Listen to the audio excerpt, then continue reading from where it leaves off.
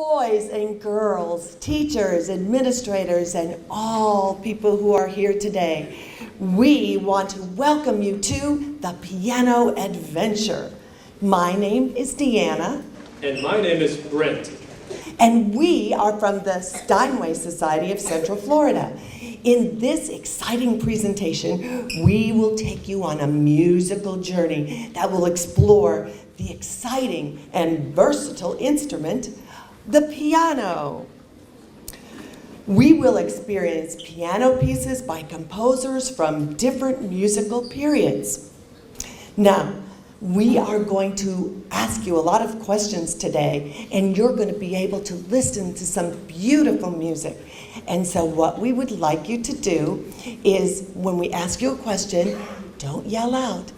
Raise your hand. We know you'll be excited, and I'm going to come out. I'm excited to meet you. I'll come out and get the answer to the question from you, okay? So we're going to what? We're going to... And we're not going to...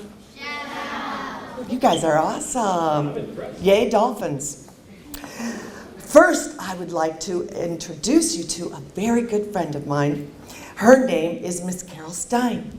She is a professional pianist and composer who has played all over the world. She has played in Carnegie Hall in New York. Wow. She has played in the Montreux Palace in Switzerland. But her home, where she plays today, is at a place we all love, Disney.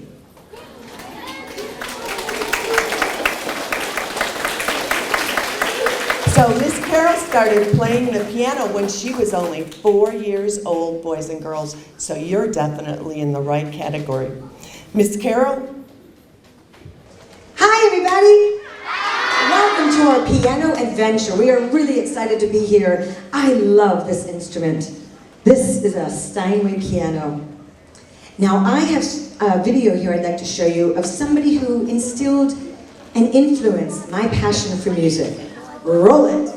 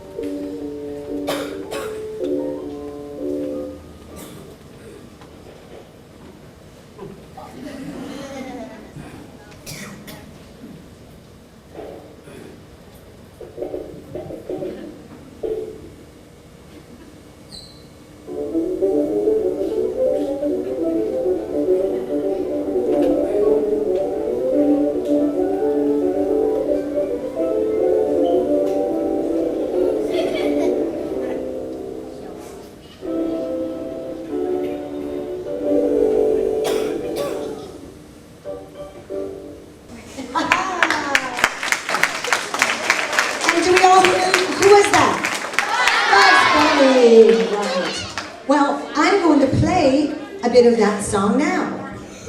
It was composed by Franz Liszt. That's right, Franz Liszt.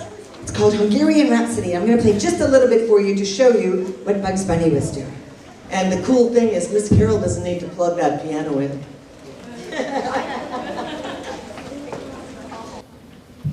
Remember how Bugs went like that? Yeah.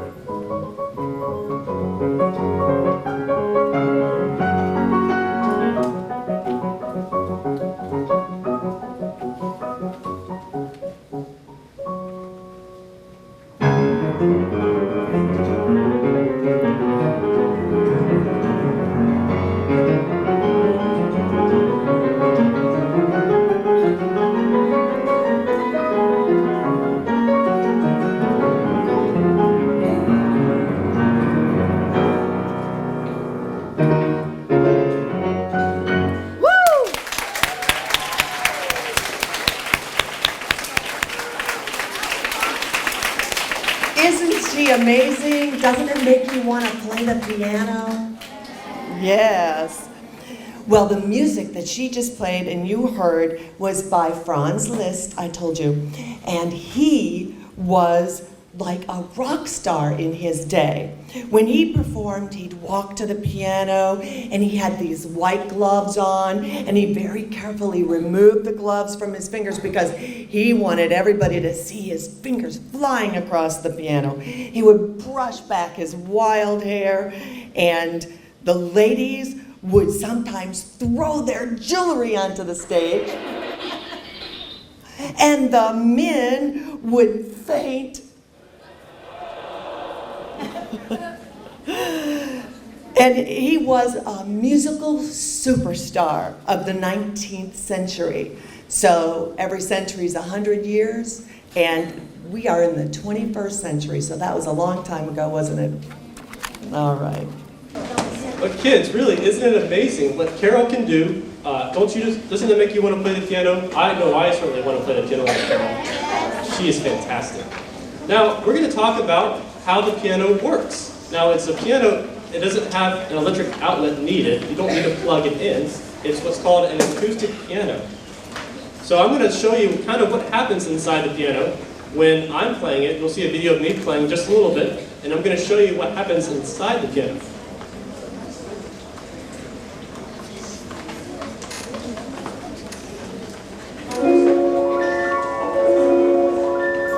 Now that's Mr. Brent playing. Those are his fingers.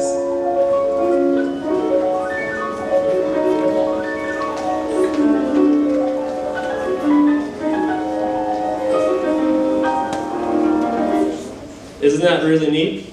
Yeah. I'm going to show you in a second what is going on when you play the piano. So first, let's talk about one of the people who made the piano such a popular, and actually he was the one who developed most of the instrument that we have today. And the instrument that you see on here is named after him. This man's name is Henry Steinway, and he came from Germany and opened up a store in New York City in 1853. And over the 160 years, the company has still been in New York City and still continues to make great pianos today. Now, I have a question for you, and Miss Deanna is going to pick you. And we're going to ask you just a couple of questions, and these are guesses, so we don't expect you to know. I already see some hands up. So, how long do you think it takes to make a Steinway grand piano? Oh, I love it. Nobody's talking. Lots of hands are raised. Okay, right here. What do you say? A year, okay. How about over here? How long do you think? A year. Oh, how about a different answer? 12 months. Okay. I think we actually know more about this than we thought we would. But you were all correct. It is 12 months or a year. Give yourself a hand. Good job. Fins up. Thank you. Well, I guess you might know this answer. This is kind of harder.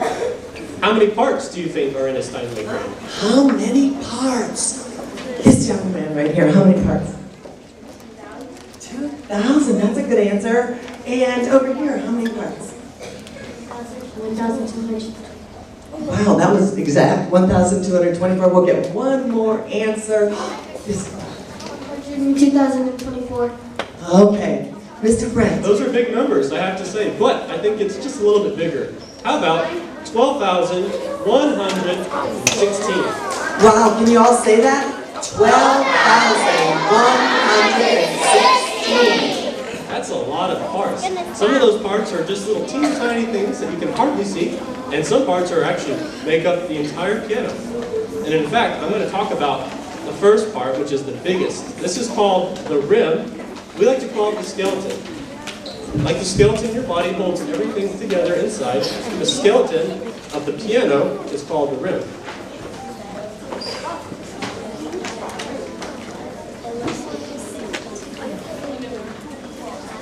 So as you can see, this is what it takes to make a piano.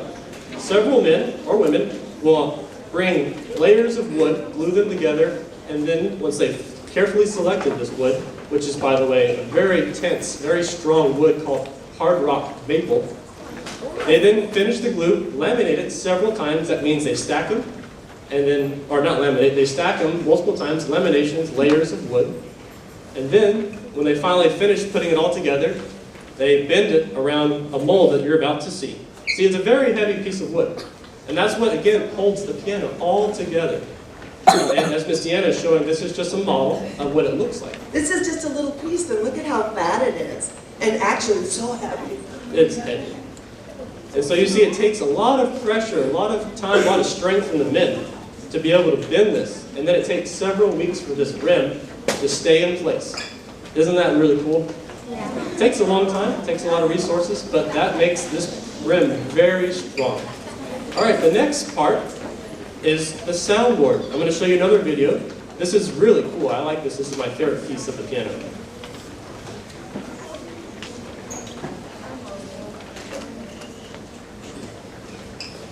As you can see, a man is now selecting the wood. It's a very meticulous process. He's got to find the very best wood because the soundboard is probably one of the most important parts of a piano. Once he picks them out, he puts them together and shapes them into the mold that you see Miss Deanna holding up. She has what's a little model of what a soundboard looks like. Now I want to play something really cool with you. Here's a little wind-up music box. You can just kind of hear it, right? Maybe a little bit. Now watch what happens.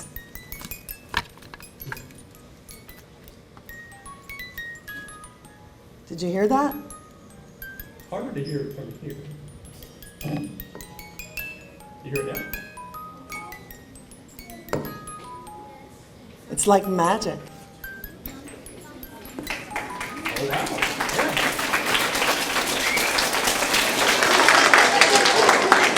So that piece of wood is a Oops, oops. Thank you. Thank you, Bozeman. That piece of wood is a special type of spruce. And as Miss Deanna showed you, it does what? It amplifies the sound. So that music box, which you couldn't hear before, you could hear once you put it on the wood. And that's what gives the Steinway its sound. All right, and finally, the third, probably I'd say the third most important component of the piano is in its action. We call it action because it's everything that takes place from striking a key to the hammer striking the string.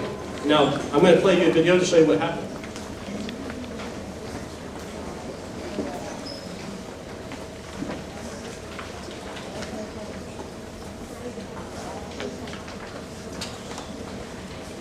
So again, Miss Deanna has just one model of 88 keys. There's 88 keys total in the piano. She's got just one key. This is the real thing. This is really what it looks like inside the piano.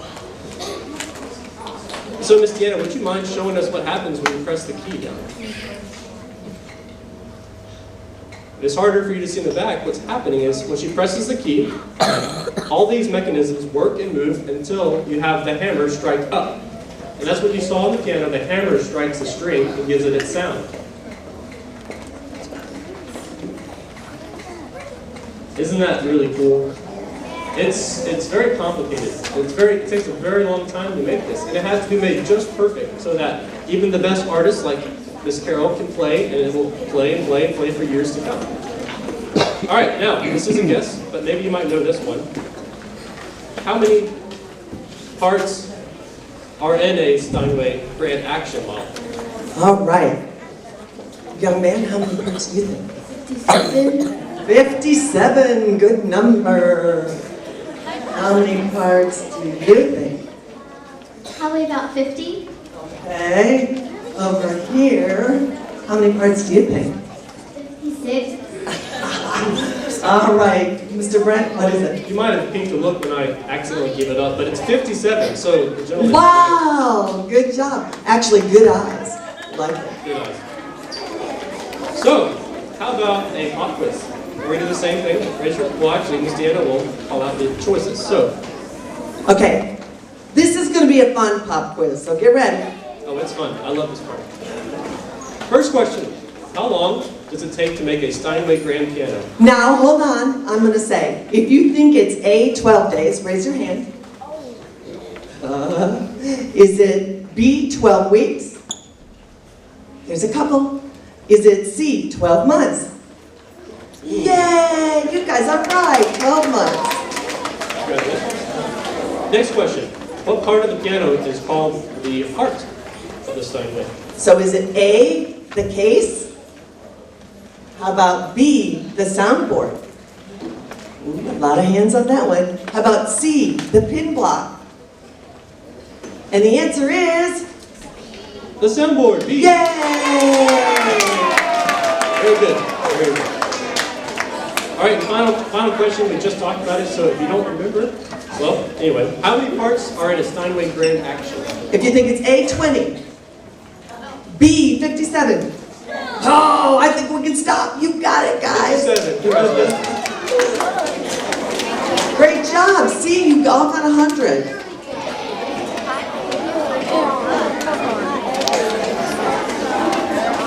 All right, boys and girls, thank you so much for your wonderful participation. Now, I have another very dear friend who's here, and her name is Miss Sylvia Ferguson. And she is the director of music and teaches many of the children that are in our program. Just like Miss Carol, she started playing when she was very young. And for today, she's going to play something very special. Now, I want you to listen closely, and she's going to play just a little bit, and then I'm going to ask you what you think it is.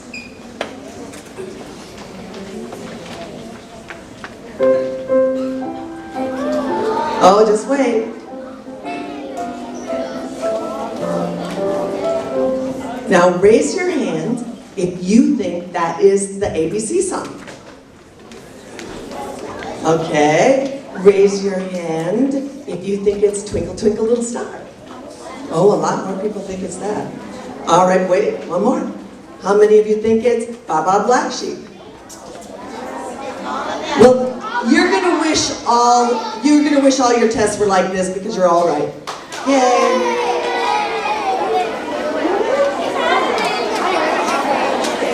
Raise our fins.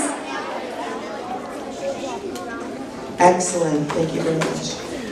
Well, so it is all those three songs, but actually, it was originally a song from France. It was a folk song from the 1700s by a composer named Wolfgang Amadeus Mozart.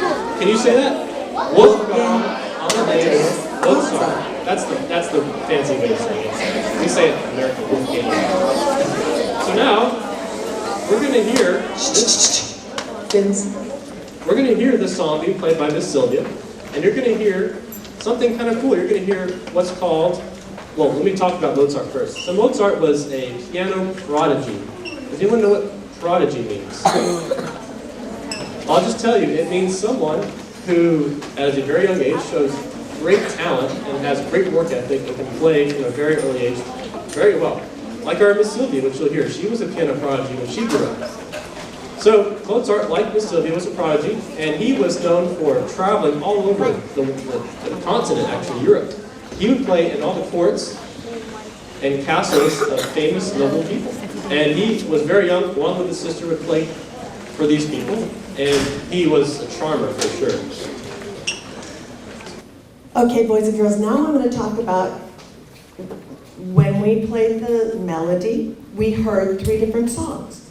Well, when Mozart wrote these variations, and variations means the same melody is done many different ways. Like this treble clef looks like this, then like this. So those are variations on the treble clef.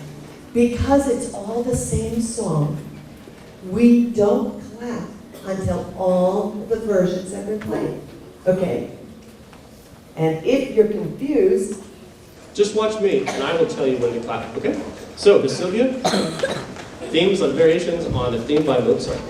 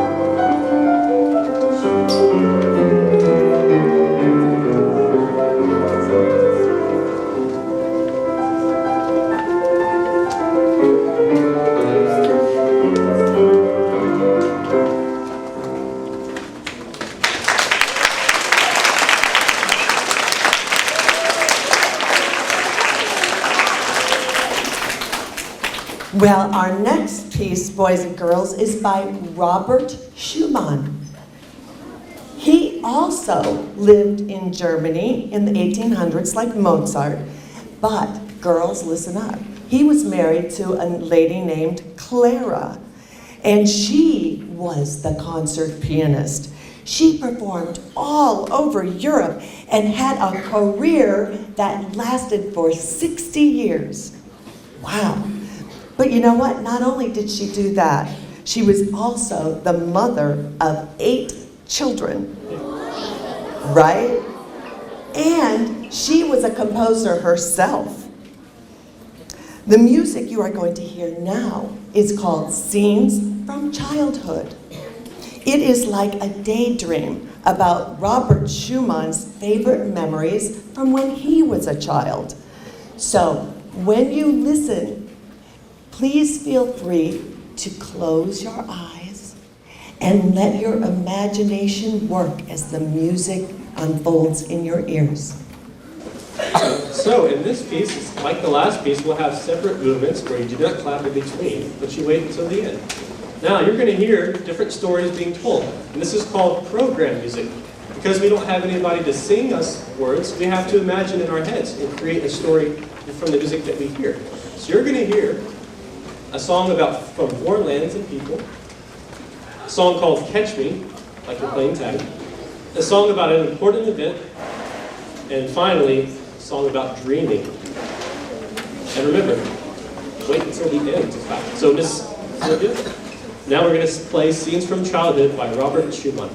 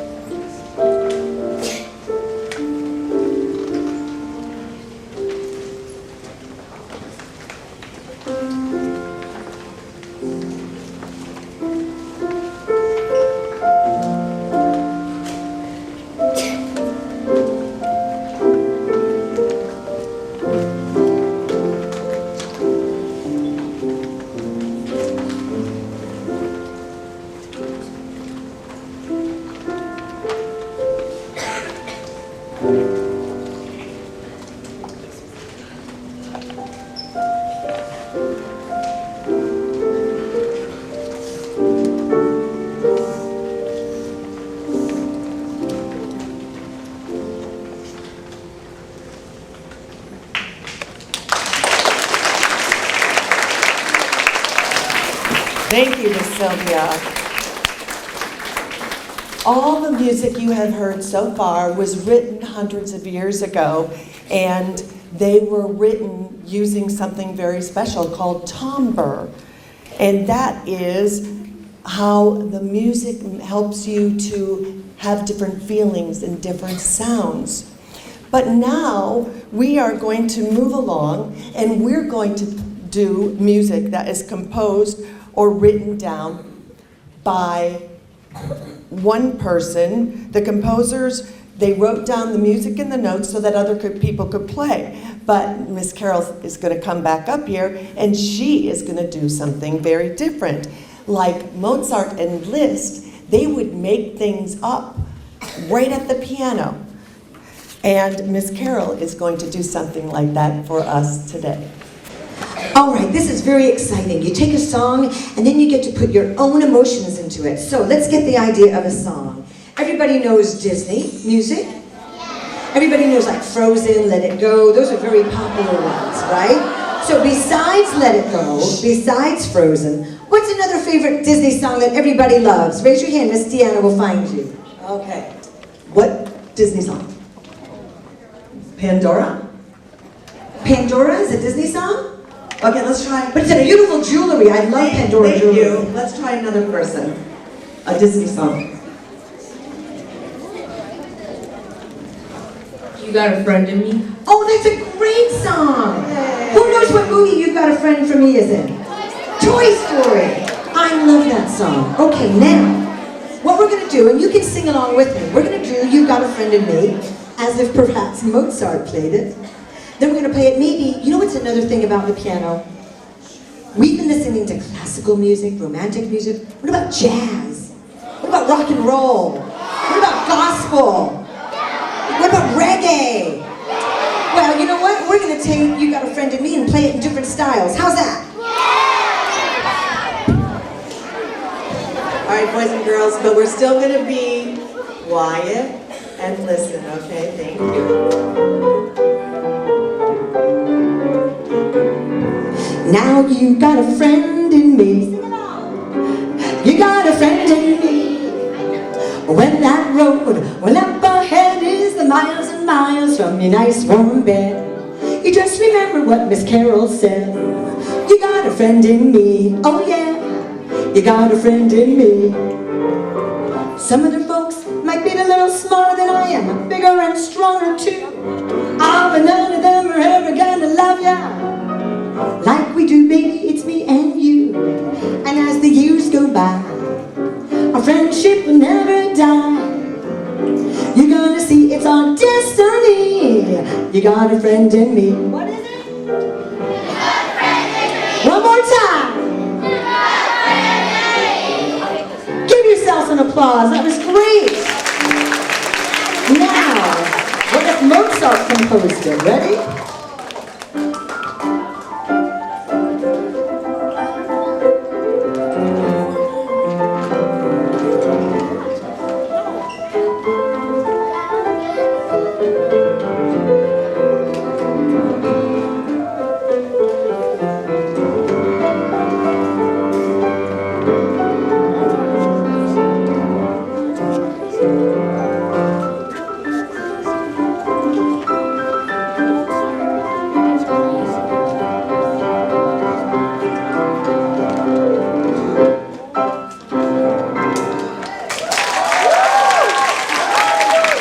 What if it was a jazzy version? What do you think?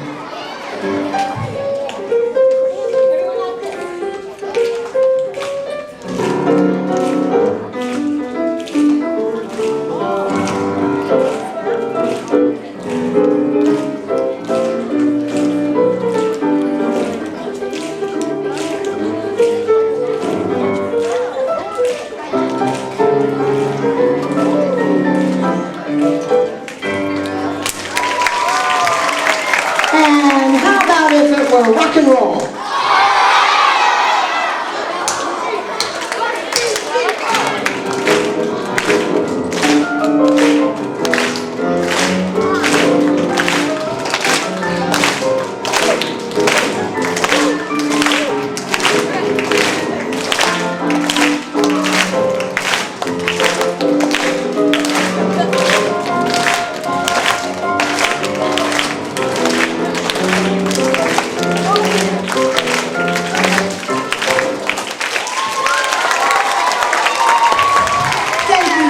See how much fun?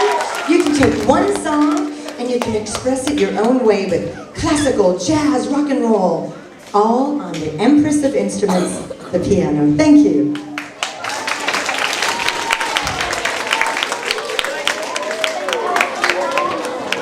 Well, I'm impressed. That makes me want to play the piano, doesn't it? Does it make you want to play the piano? That's just great. Well, All of us are members of a very special group called the Steinway Society, and we love to give lessons to children just like you. So we are going to ask that if after our program you think you'd like to have piano lessons, you would talk to your music teacher, Miss Rebecca Brown, and let her know, and she will get in touch with us because we love the piano, we love children, and we love to give music lessons. So, we have one more piece to play by our very famous Miss Perlstein. And I think you might know this song.